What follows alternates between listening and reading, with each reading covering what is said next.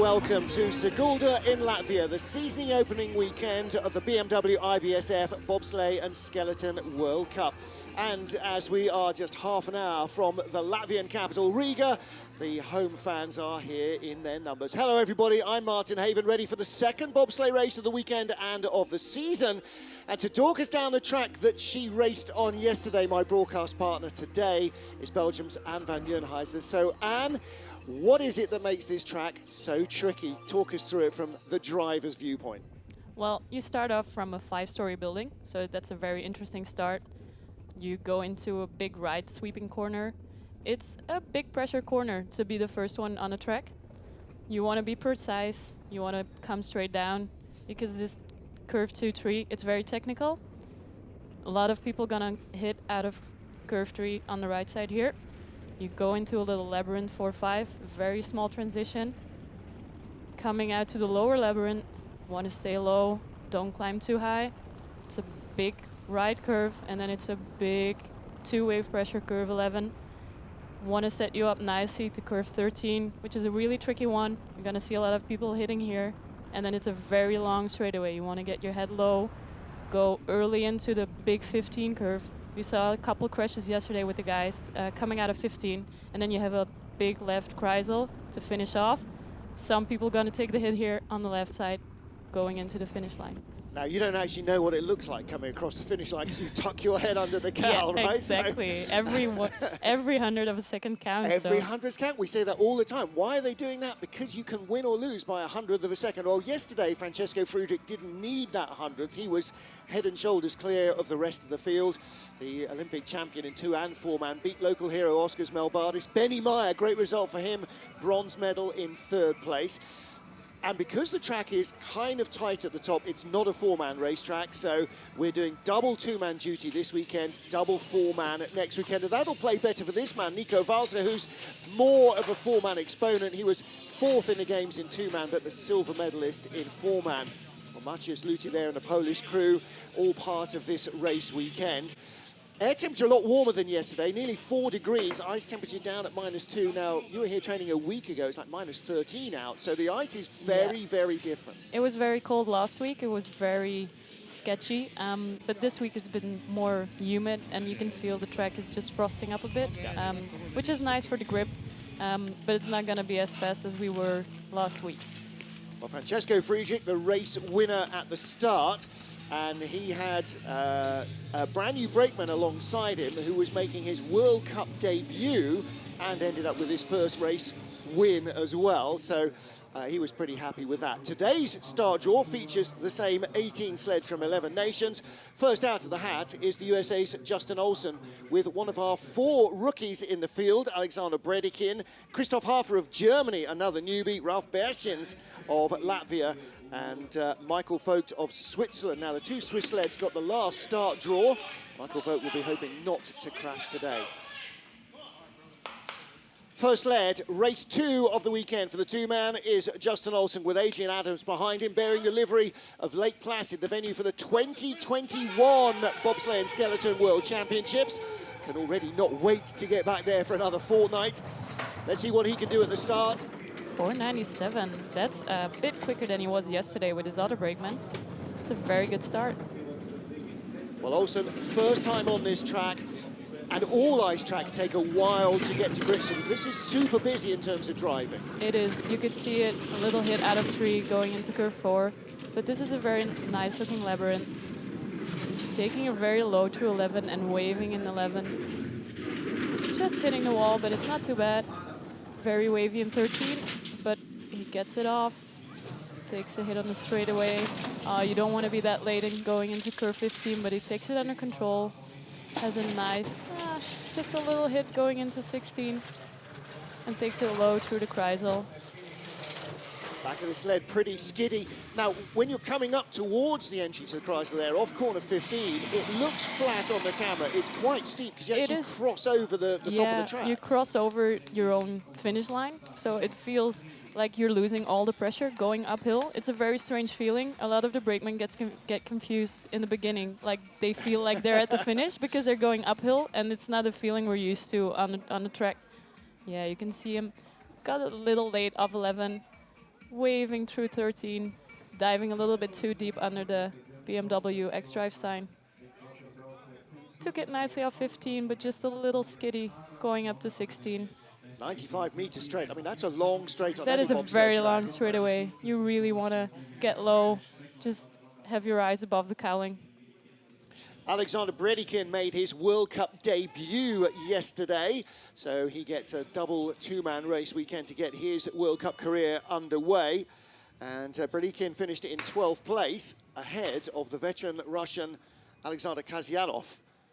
But he had a little loose second run. Ruslan Samitov is behind him again on the brakes. Alexander has been here before for Europa Cup races, so he knows his track. 5:03, also a bit faster than yesterday, so maybe the start is just a bit faster than it was. Yeah. Very nice run through 1 to 2. Avoids the hit going into 4. This is looking nice. Into the lead over Justin Olsen by a fraction. A higher line through 10 and more control in 11. Barely misses the tap. And a really nice transition into 14. This is a very nice looking run. But Going again, high. This is kind of home track really for the Russians. They spend a lot of time here training, so he should be good here. Maybe nervous a little yesterday. Wow. Good run. This is a very good run. It's a 50 very fast downtime. Yeah, 50.16. Track record set yesterday was 49.8, so 3/10 away from that. But today's skeleton race was not as quick as yesterday's in terms of total speed, so we may find that the track's not quite so quick for the bobsleds either. Nice slow motion of jumping into the sled. Looks like his foot got caught on something. Choreography on ice, getting the two big men into the tiny sled right at the start. Running downhill over speed on ice, pushing this big 200-kilo sled. It's not the easiest job. They make it look pretty straightforward. Well, next up, in the familiar colours of the Red Devils, this is the sled that Elfie Willemsen, your teammate, will be racing in for her very final World Cup appearance in next weekend in Winterberg. But for the moment, Ivo de Bruyn of the Netherlands is using it.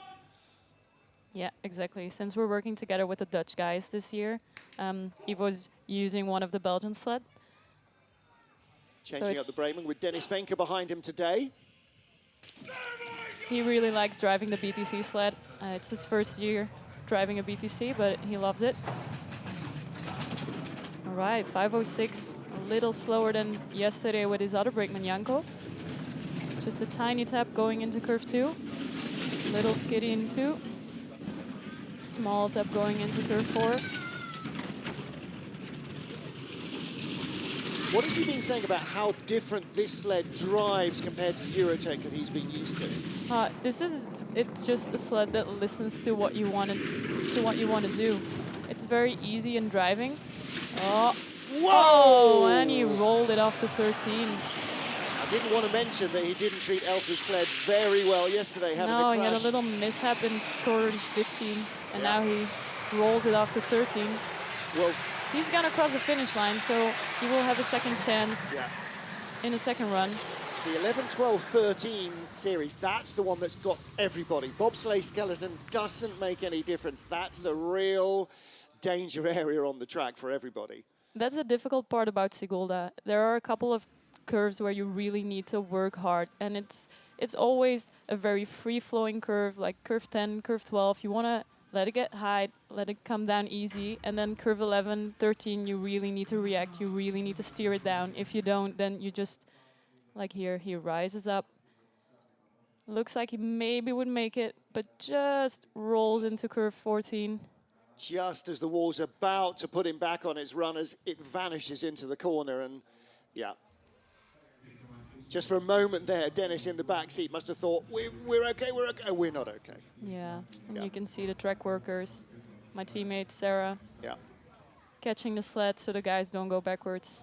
That's always nice if they catch you. It's not a fun feeling to go backwards on a track. No, especially and the if guys, you're on the brakes. Yeah, and you see the track workers running to fix the ice, make sure it's well prepped for the next one. You don't want to get caught in the grooves that the crashing sled just created. Again, look, it's Just almost back barely. down on its runners. And it's a horrible noise inside the sled, right? It is terrible. And you can see the people next to the track just backing off. It's a very loud noise. Yeah. It's not a fun feeling to be inside that sled. But you gotta hold on, because now he gets a second run, Yeah. and he can improve and show what he did in training, because he was doing really well in training. Yeah, had some good training runs.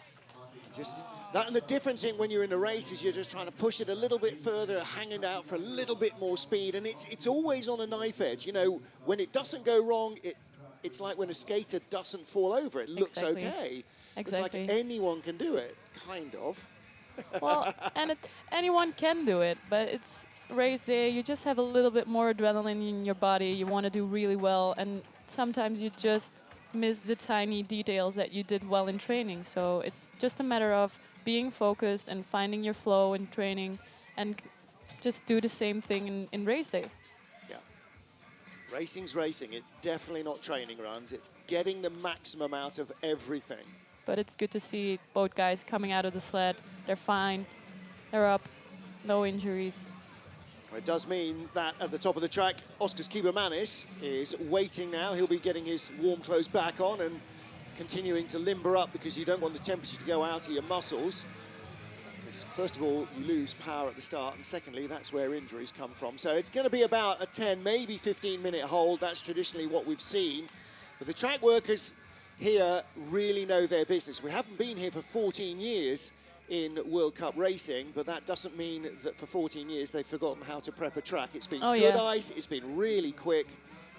The ice is really nice. It's known, like the very hard tracks to drive, they really have good ice masters. It's like Viesturs and Altenburg. You get into the ice and it feels so smooth, even though it's a very hard track. So it's at least, you know, like even though the track is killing you, the ice is very smooth. Yeah. And they pour their heart and soul into this. The organisers done a fantastic job. Lots and lots of fans coming out as well.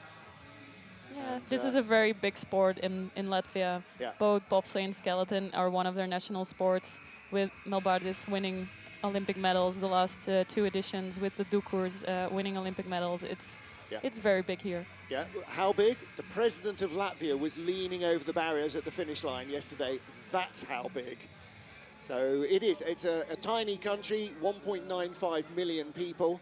I was saying yesterday that there are 4 US cities with more than 2 million people, but 35 Chinese cities with more than 2 million people inhabiting. It is impressive. I know. It is impressive how many good sliders they produce. Yeah. And that's just, you can see the benefits of having a track in your country. There you go. Exactly. And I'm very interested to see what will happen to the Latvian women drivers now. They have 3 women learning how to drive a monobob, so it's going to be a couple of years when they enter the 2-man races probably, and I'm interested to see how they will do with the women bobsleigh as well.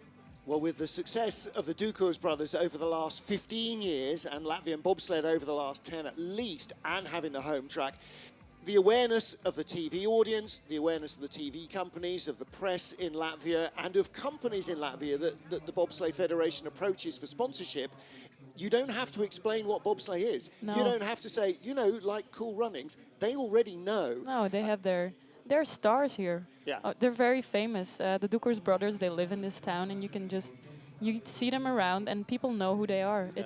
They don't have to explain what they're doing or what sport they're doing. They don't have to explain, I'm going on my belly down the track Exactly. at first. No, everyone knows them, and everyone knows what the sport is about. Yeah, and they may be sporting superstars, but Martins was shopping in the supermarket next to our hotel a couple of days ago with his wife, and his little daughter was throwing a massive 3-year-old tantrum, and he was just holding her as she pounded on his shoulders, howling, and just, you know, family life. Yeah. Family life.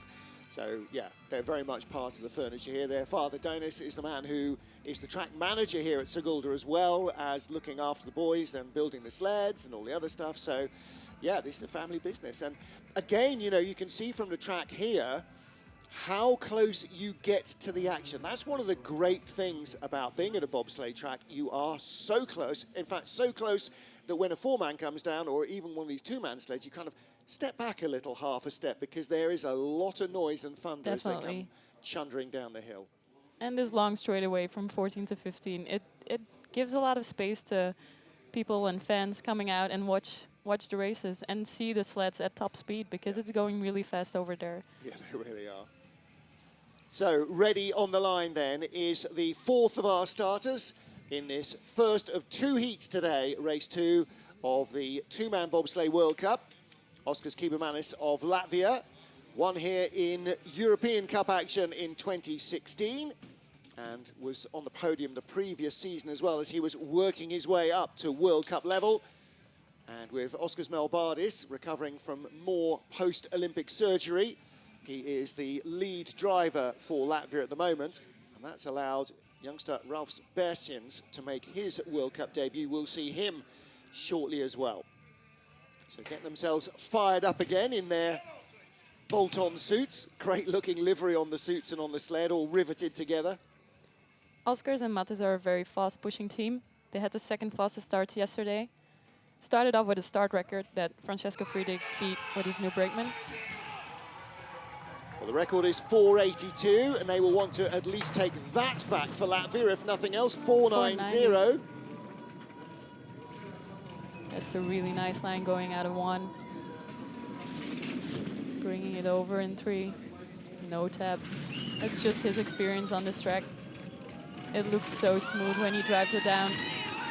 No mistake whatsoever so far. You can see the fans. Really high in 11. Oh, but waving a bit through. Yeah. Just taking a small tap, but controls it nicely into 13. Really nice transition going out of 14. Look at that. All the way down the straight. Really high speed going uphill into curve 16.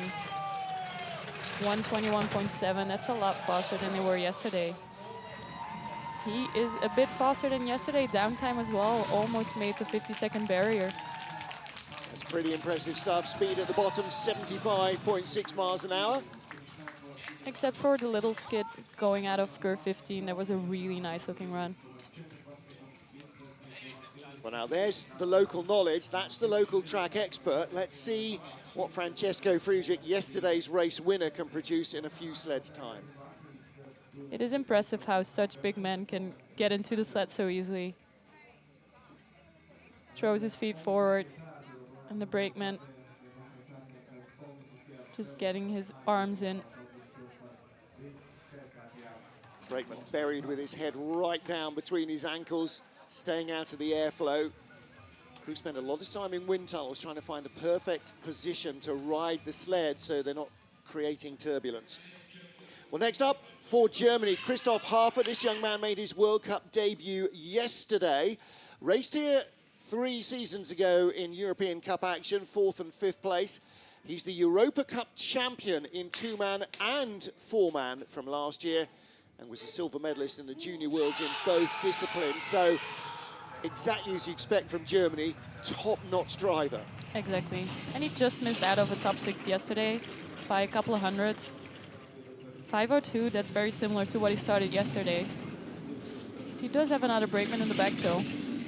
Yeah, very tall guy. You'll see a lot of short brakemen with little him. hit going into 4 and a very rough transition 5 to 6. But he gets it together again at the lower labyrinth. High in 10. Waving a bit in 11, but controlling the second wave nicely. Little tap going into 12. Little wavy out of 13, but he hangs on. Little skip going out of 14. Make sure it goes in early into 15.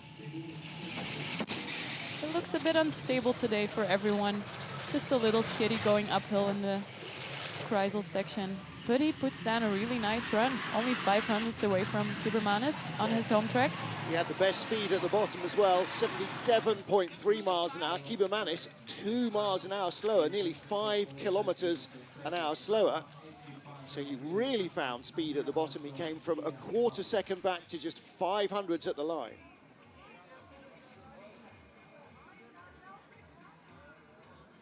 So Tobias Schneider on the brakes at the back, making his World Cup debut. You can see him closing his visor. A lot of the German drivers do it that way. Yeah. Personally, I think it would be a bit risky. Not having a piece of tape on my helmet. You never know if you're gonna hit your head on the cowling and it flies open, then it's just really crying your way down. Yeah. Eyes watering. So yeah, but it's nice. You can breathe a bit better when you're pushing. Kibermanis leads by 500s from Hafer and Bridikin, the two rookies, hot on his heels. Maxim Anjanov was the top finishing Russian yesterday in 5th position, just ahead of Germany's Nico Walter. And what was not a standout day for athletes that should know this track really well. Let's see if he can find a bit more pace today.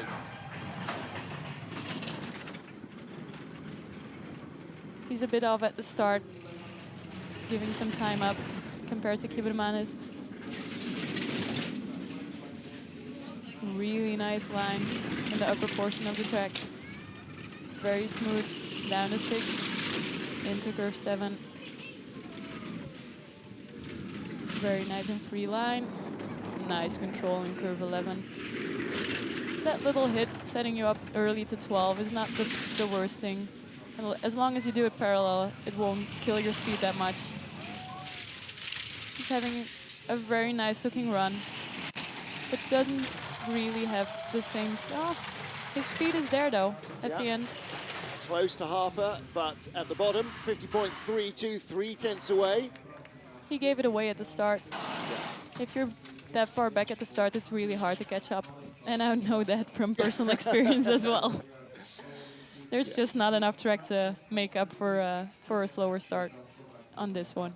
Yeah, 1900s behind the fastest start from Oskars Kibermanis, the leader. And then only 30 hundredths behind at the finish. That's as good as a drive as it gets. It's a better performance from Anjanov than yesterday, but might still end up towards the tail end of the top 6. Decent run down the straight, and that was, again, into the Kreisel, keeping that speed on board. Well, next up is our race winner from yesterday, our Olympic champion, multiple world champion in two-man bobsleigh, Francesco Friedrich. And today he's got Martin Grottkop behind him on the brakes. Grottkop been a part of the German bobsleigh setup for several years now, so very experienced brakeman. He was on the Olympic foreman team that won the gold medal with Friedrich. So he's a good pusher. With Alexander Schuler, 482 yesterday, 491 with Martin Grottkop. All right, so Schuler will be little high-fiving himself there. Exactly. You always have a bit of internal competition. He got caught late into curve 2 and not setting him up nice to 3. So he just had the tap going into 4. Little skiddy. He did draw level, but now he's dropped back behind Kibermanis again. Could this be a big day for the Latvian? Taps going into curve 12. And a little wavy out of 13 as well. We saw some airborne runners there. He's not having the best run. It's not as good as yesterday, I have the feeling. No, it's not looking quite very as quick. wavy in Kreisel. And at the line, how close? 200s. He's letting it fly at the bottom. Wow. See, that's his two-man experience still. Just saw a little bit of applause there from Alexander Schuler at the bottom. This is very close racing. The Latvians might have a chance at winning this one. Yeah. Well, there wasn't 200s in it. Behind Friedrich, there was 3/10 in the first heat, or 2500s in the first heat yesterday. You can see him rocking off. Yeah. And then his runner gets wall. And he's a little bit down too early, going out of 15, and then you catch the second pressure. We saw that yesterday with a couple of the guys rolling over them. That was a bit of a rocky ride, not what we're used to of Francesco. Yeah, he's normally polished perfection. Well, next up is teammate Nico Walter, the 8th of the starters in the field, with Paul Krentz behind him. Krentz in the sled yesterday as well. Nico, the silver medalist in 4-man at the Games in Pyeongchang, just off the podium in 4th place in the 2-man. And like Francesco Friedrich, comes from the Altenburg track. He had very good speeds in training. He was the first guy to hit 120 kilometers per hour in training this week. He didn't have the best second run yesterday, so maybe he can clean it up today and have 2 really good ones. Won the second race of the season in two-man last year in Lake Placid. This is only two-man win. 498, that's not a bad start. Coming clean out of curve 1. Early height in curve 3. But taps anyway before curve 4. It is a tap that 95% of the people are gonna take. Keeping it smooth down the labyrinth, high in 10. It's looking a little tight, a little less loose than Francesco Friedrich. I wonder if he's gone for a slightly different setup. Maybe he opted for a little smaller runner with more control. We've seen it in training that the bigger runners go way faster, but it's very hard to control, especially in the curves like 11 and 13, where you want to get it parallel nice and early in the curve. If you can control the bigger runner, it's definitely a benefit to take the bigger runners. But we've saw some mishaps on training with people testing out some new equipment, and it's just a chance you got to take. Well, 1700ths of a second behind leaves him in 5th position. Big height, right up by the woodwork in 15. Yeah, and coming down a little too early as well and getting a bit of the second pressure. It's really a curve where you want to be patient. You want to be high at the woodworks, but not too early in the curve. It's not a peaking curve. You want a nice rounded line, having height all the way through, and then waiting until you see the exit to like shoot it out. It's a bit the same feeling as the horseshoe curve in St. Moritz, but you need to work a bit harder on this track. You cannot let it fly that loose as in St. Moritz. Well, good season opener yesterday for Cody Bascu of the USA. Top 10 finish. I think that's his first top 10 finish on a European track. Winner in Lake Placid in two-man and four-man. Podium finisher in four-man. 493, that's not a bad start as well. 500ths of a second quicker than Nico Walter. And only 200 slower than Francesco Friedrich. So Cody Bascu and his horse on the back, Hakim Abdul Sabur, will be very happy with the start. Nice looking run so far. Like most sleds, he had the tap between 3 and 4. That's a nice looking curve 11. Takes a tap, but not too bad. Oh, he's high, but he takes it off. No previous experience of this track in his life at all, so only training in yesterday's race under his belt. Yeah, the Americans were here last week for international training, but they didn't slide as much as they wanted to because there were some issues with the track. So they only had the official training. So with 6 trips down the track and yesterday's race, he's doing really well. So today he's going to add 25% more knowledge, isn't he? You know, to his data banks, really. So these races are still learning for everyone. Yeah.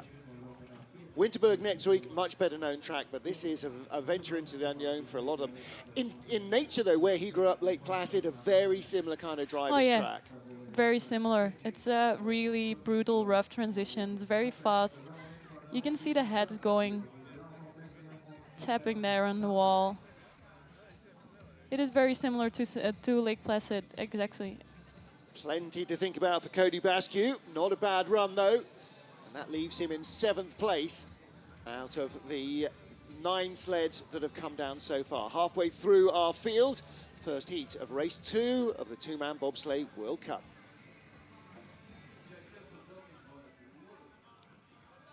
10th of our starters is the Czech Republic's Dominik Dvořák with the retirement of Jan Verber after the games in Pyeongchang. Dvořák, well, he was eclipsing Verber last year as the #1 for the Czech Republic. He had a standout season last year, and yesterday a magnificent 4th position. What confidence they must have had overnight. Exactly. He's been here before for Europa Cup racing as well. He's being coached by a Polish coach who was here before as a driver. So they have some track knowledge, and you could clearly see it with his runs. Just a bit of a tap there, but not too bad. He was still parallel. Going nicely into curve 7 and 8. He's just a bit of the pace. He's having good speeds, but a little wavy in 11. just avoiding the hit. Nice and parallel line there. Nice transition going into 14. He's already been a winner this season in Calgary in Canada in North He's America's taking Cup. a bit of a lower line in curve 15. That's a lot more steering going on. So I don't know if that... Wow. It didn't carry the speed as much as it could. Well, he's got another good run there. Top 6 so far for Dominik Dvorak. Last year he was knocking on the door of the top 10 in the 2-man and in the top 10 in the 4-man. Now he's looking top 5 and potentially even at a medal. They have really good starts, so if he can drive it down like he's doing now, I think he has a good chance of being top 10 every race, or being top 6 maybe. Yeah, absolutely right. Really coming on in leaps and You can bounds. see the stickers at the side of the sled just flapping around. That's not the aerodynamics you want. No, somebody have to stick that back on. Yeah. Yeah, day 2 of the season already, the livery's starting to come unpeeled. Well, This is a rough track. Their wraps are normally fabulous, aren't they? But I think that Yeah. sponsor sticker was added afterwards. Next up, Austria's Markus Treichel with Markus Glick behind him. And Austria's Benny Meyer yesterday having a great run into the bronze medal position. Treichel, top 10 for the first race of a new season. You'll take that with both hands. Let's see if you can double up and add to that. He was driving really well in training, so we were expecting him to be top 10. Let's see if he can do it again today. 5:05, that's a very similar start to what he did yesterday with his brakeman. Just a bit of a tap, put him in late in curve 2. And then it's just a lot of steering to make sure it goes out of curve 3 early. Very nice going through 6, 7. Most tracks have one 3-corner labyrinth. This has got 2 nailed together, basically, hasn't it? It's a lot of steering, like up from curve 2 till the end of 14. There's just no break. Then you come out of curve 15, 14, and then you can breathe for the first time in like 30 seconds. Like, okay, I'm good now. Nice That's run up the it. hill into the Kreisel. Very good down part of him. Yeah, good speed as well. 9th place, 50.49 the run. I have the feeling the track is losing a bit of its speed. It's very good, like very nice looking runs are still not going that fast anymore, so. Well, looked like it in the skeleton race in both heats. It looked as though it was slowing down a little, and with the warm ambient temperature, that's going to happen. Yeah, you can see it just putting him late into curve 2, and he's really working hard. You can see the back end skid a bit. Coming out of curve 14 here, just taking a tiny tap. No, he avoids it. That's a really nice straightaway from 14 to 15. So 11 sleds down. Markus Treichel in 9th place. Will be racing at his home track in Austria in January. And next up is our 12 sled, our 3rd rookie. Race weekend number 1 of his World Cup career for Ralf Sperschens. And what a golden opportunity for him, making his debut on the track he knows better than any other. He's having another brakeman at the back of his sled compared to yesterday in Tarsdambis. He's one of the most experienced guys on tour, I guess. He's been around forever. Really strong guy. And Ralph's really put down a really good second run yesterday. He had a little bit of tension in his driving in the first run, but his second run was really nice. I think he had the 3rd fastest second run of everyone, so maybe he can put together 2 of those runs today. Can you imagine if he walks away from his rookie weekend with a podium? That would just be astonishing. Very impressive. But he's a good driver, he's a good pusher. They obviously have really good push athletes in Latvia. And this is a very nice looking run. Just a parallel tap between 11 and 12. Nice line going from 13 to 14. This is a very good looking run. Decent speed at the bottom as well, 122, that's pretty Just good. A bit of a skid going out of 15, but he gets it early onto 16. Well, it's not a top 6 yet, 7th This at is the a line. very good run. That's where he finished yesterday, tied with another rookie, Germany's Christoph Hafer. And Hafer currently in 3rd. Considering the track is losing maybe a bit of speed, this was a very good looking run. Only 3/10 off the pace. With a bit of he had a good start, but not Francesco Friedrich style. You can see nice and high, not too early in the curve, and then he just waits until the exit, puts it down in the middle, clapping off a bit of a skid, but he corrects it, going early into 16. That's how you want to do it. Going into curve 16 can be a really brutal one. If you go in late, you get your head very low because you know your head's gonna bang the cowling. It's one of the most painful curves as a driver that I've experienced. Well, next up is Austria's Benny Meyer. Hadn't previously raced at this track before. Came away yesterday with the bronze medal. Was in 4th place after the first heat. Drove a great second run to move ahead of Russian Maxim Andrinov. And his wife Elizabeth just got away with silver in the skeleton race. Okay, so they've had a good weekend so far. So far, but she's raised the bar. 5:01 for Benny Meyer and Marcus Sammer. A bit slower. I really like his driving position. He's really low into the sled. This is nice. Just a tap before going into 4. Bit of a rough transition, 5 to 6. 8th fastest at the start, up to 6th on the splits at the moment. Bit wavy. Just clapping off, taking a tap. Oh, he barely hangs on to it. Yeah, this is the sled. Skidding out of 14, that's not how you want to do it. Sled Francesco Friedrich drove last year. But going nicely into curve 16. But he's slipping down the order. 9th place at the line, 10th place at the line, 50.37. It is very close outside the top 3. In fact, the first 2 are only 200s apart, 700s back to 3rd, then 1600s to 4th, 1700s to 5th. And in the next, well, from 6th position, Dominic Dvorak to Benny Meyer, there are 6 sleds, only 900ths of a second covering them. We'll have an interesting second run. We will. If Benny can tidy things up in the second run, he got lucky. That's almost the same than what Ivo de Brand did, and he didn't hang on. He just got pushed back. A little skid out of 14. But I think at that point he was just happy he was on his forerunners. Yes. So the Austrians, Meyer 10th, Treichel 11th. Still 5 more sleds to come. Yeah, next up, Maciej Luti of Poland with Krzysztof Tarkowski behind him. He's a very experienced driver on this track as well. The Polish are being coached by Janis Minins. Another Latvian coach, another Latvian ex-star. They spend a lot of training time here.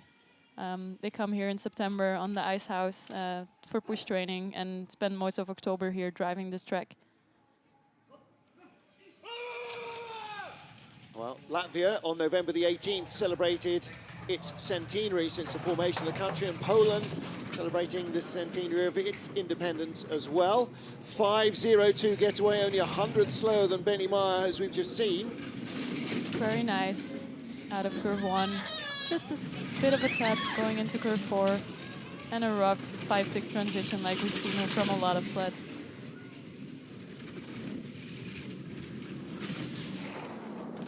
A little wavy through 11. Takes a tap, setting him up nicely to 12. And a much better 13-14 transition than the previous sled we saw. Really nice straightaway, keeping it on the left side, going high, but controlled. Bit of a tap going early to the Kreisel. Takes the lower line. It wasn't a bad-looking run. No, 50.45. He was 11th yesterday. He's 11th at the moment, but ahead of Marcus Treichel, who finished 10th yesterday. So he's between the 2 Austrian sleds, so that adds another one. So we now go from 6th to 12th in 900ths of a second. 7th to 12th, 900ths of a second.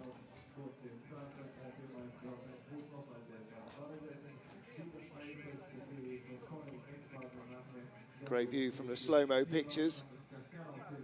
The driver and the brakeman almost disappear from sight. He's a little low going under the sign, but controls the second wave nicely.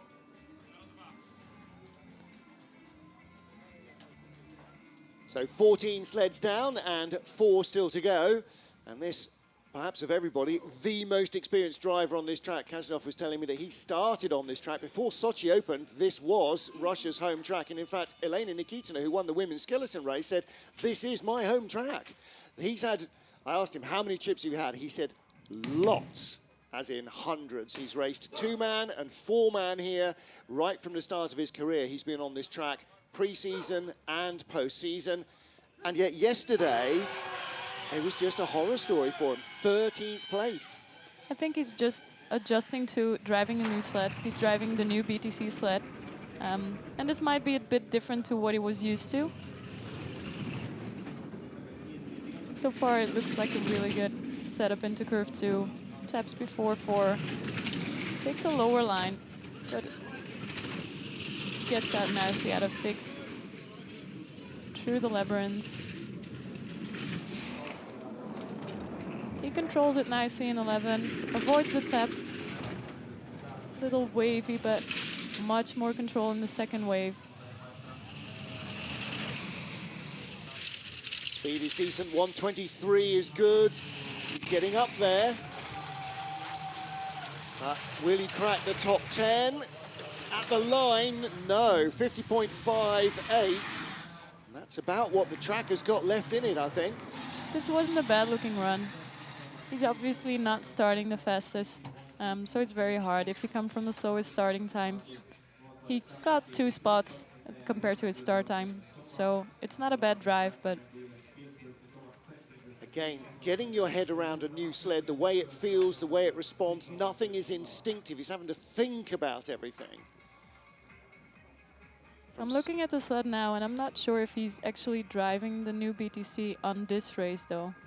It looks like he's... Is it the old Valner? Yeah, it could be the old Valner. Maybe he wasn't happy with what it did yesterday, or what it did in training. Well, next up for Korea, Yoonjung-won with Dong-Young Kim.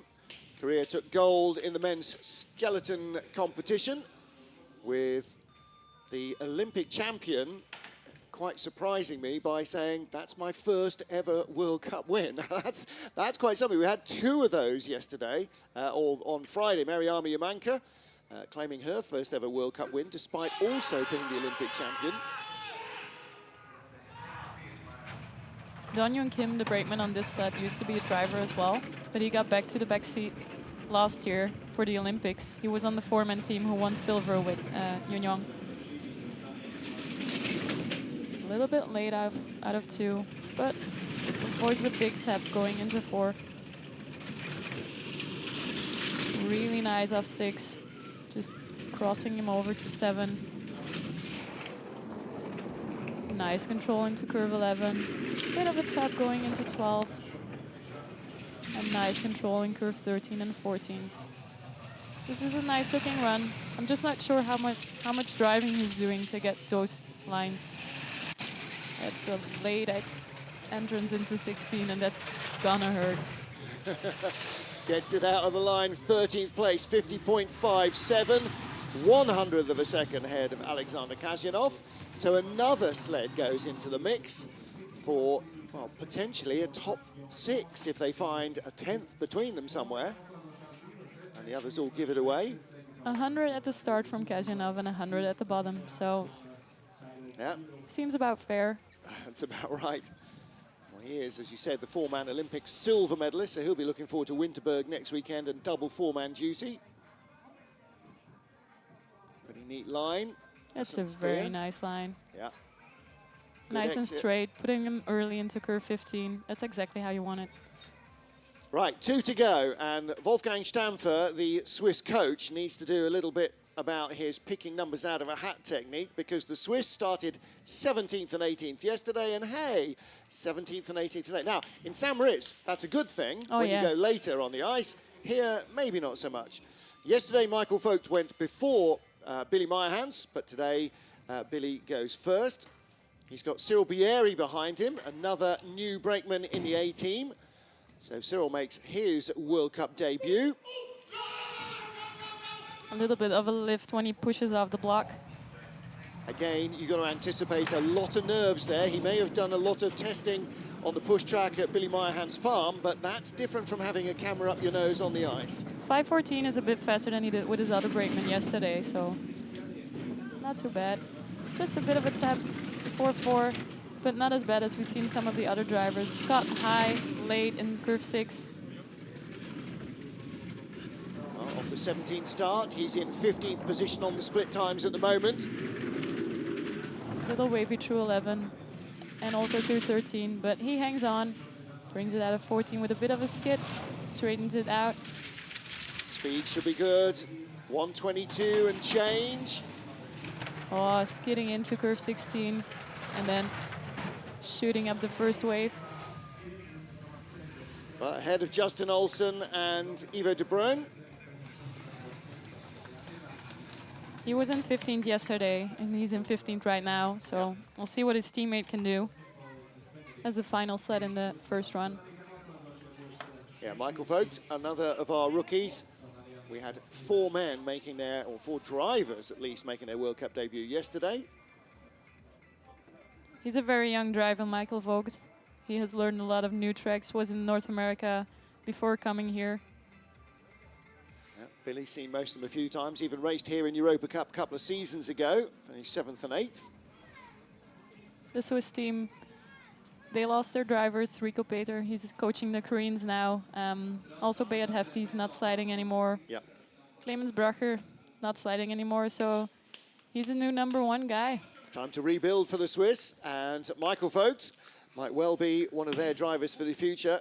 New brakeman behind, making his World Cup debut. Alan Noosa. You saw Wolfgang Stamfer at the back. So Vogt had a crash yesterday, finished both heats though. Get up, get back up to the top and go again. Alain used to be a pusher for Clemens Bracher, so he might have done some foreman racing in World Cup. A little bit of a skid going into curve 1 and big skid going out of curve 1. He's very skiddy so far at the top.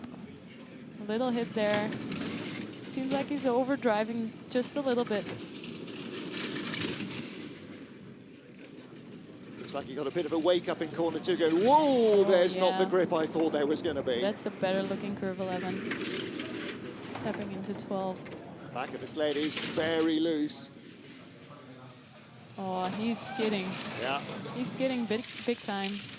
Now gets to the right nicely. And oh, that's a windshield wiper right there. Yeah. When your front is touching the one side of the straightaway and your back touching the other side, that's not gathering any speed at all. That feels as ugly as it looks, right? That was a rocky ride. Yeah. I think he's glad he got it down. Yeah, definitely. And just one more run to go, and then he can go to Winterberg to a much nicer track.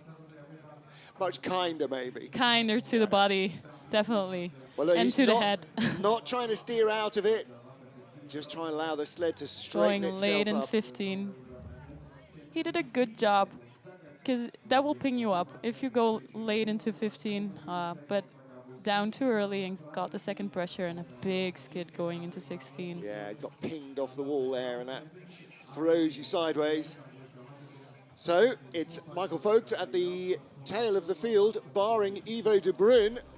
And they're the 2 guys that crashed yesterday, but heading the timesheets as he was after the first and the second heats yesterday, Francesco Friedrich, changing up the brakemen to keep them all fresh and get them all a race. But Friedrich continues in his happy way, leading the field. Today, though, just 0.02 of a second ahead of his closest rival, rather than more than 0.2 away. So we do have a race on our hands. Let's take a look. Friedrich, 0.02 ahead of Oskars Kiebermanis. Christoph Hafer could win this. Possibly Bredekin and Walter might as well. They're not too far behind. But then the battle for the rest of the top half dozen places. Dvorak, Bersins, Antonov, Bascu, Meyer, Luti, Treichel. I mean, you can just throw all those names up in the air and see who comes down with one more decent run. And to find out who's going to win the second 2-man race of the season, you can join us at 2:30 local, 12:30 Greenwich Mean Time. Anne van Nieuwenhuis and me, Martin Haven, trackside here at Sigulda. We'll see you then.